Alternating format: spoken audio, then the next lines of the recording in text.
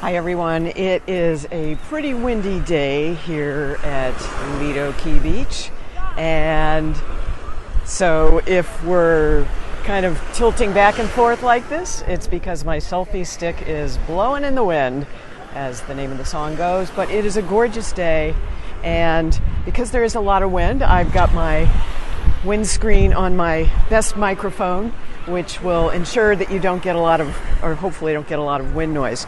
I'm going to walk a little closer to the beach here, the shoreline, where all those wonderful negative ions are supposed to be, and you feel so grounded.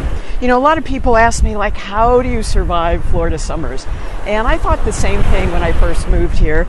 It was tax day on a Sunday, interestingly, in 2004, and I woke up to hear a shotgun blast out my window, and I thought either somebody's dead or that's a race starting. And fortunately, it was a 5K race starting in the park that was a block away. So I wandered over and I struck up a conversation with a runner who I'm still friends with to this day, and I said, "How do you run in Florida in the summer?"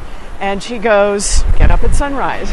And I've stuck to that advice, and it served me well all of the almost now, well, let's see, 2004, almost 15 years that I've lived here. Though I have wintered here, vacationed here since the age of 4 in Florida. I've lived in so many different places, I can't even count them all. Numerous places on Santa Maria Island, just a little bit north of here, and currently am in Sarasota. But I run and race in most of the parks here, so I'm quite familiar with the areas that you can enjoy whatever activity you like to do, even if it's just walking. Walking is not to be underestimated, especially when you've got this kind of view and those kind of birds flying around you all day long. So the temperature at the shoreline, there's always a breeze. It's a little bit cooler than inland. If you compare the temperatures, say, from Orlando to Santa Maria Island or Sarasota, you're going to get a much different, sometimes as much as a 10-degree difference, so it's pretty cool.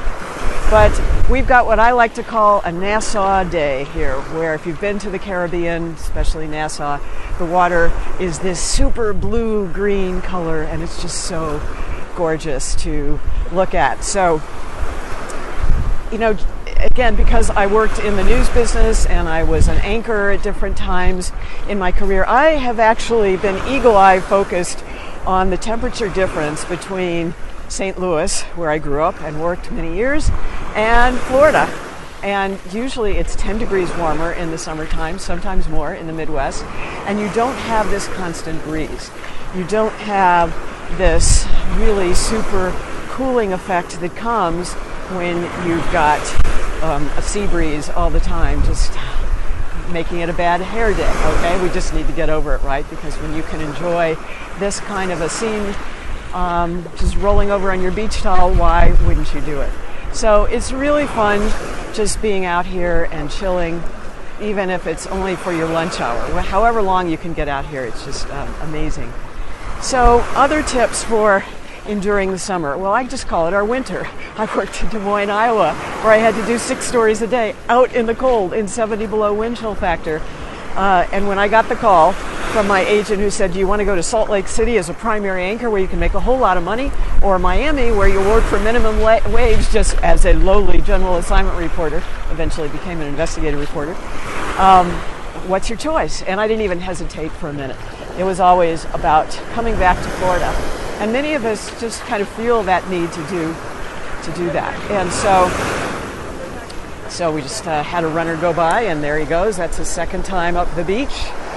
And because you can do that kind of thing. And I love running on this beach because it's so flat, and compared especially to the east coast of Florida around Miami and all that, it's a much steeper slope.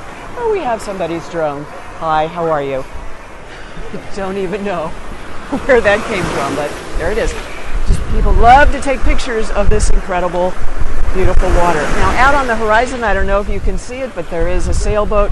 A little windy for my preferences, and the Sarasota Sailing Squadron, where I belong to, they generally don't let folks go out when the wind is more than 17 miles an hour or not, so I'm not sure which, but if it's too intense, if you have small craft warning where you will get like white caps, we don't have them right now, it's not a great idea to be out on the water. It's not a real fun experience. So we're going to walk back because I want to show you really how I survive the summers here, and you just make a day of it, really.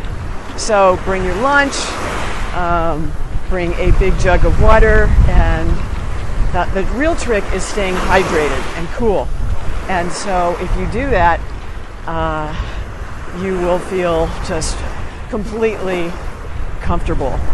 And so I see that the sun is so bright, I lost track of time here, so I'm going to have to make this a two-parter because I'm supposed to keep my videos to 6 minutes, because that's, according to my gurus, the expert amount of time that you need to get seen, and YouTube likes consistency. So if you like this video, be sure to like and subscribe, and we'll see you in the next one. Gotta run.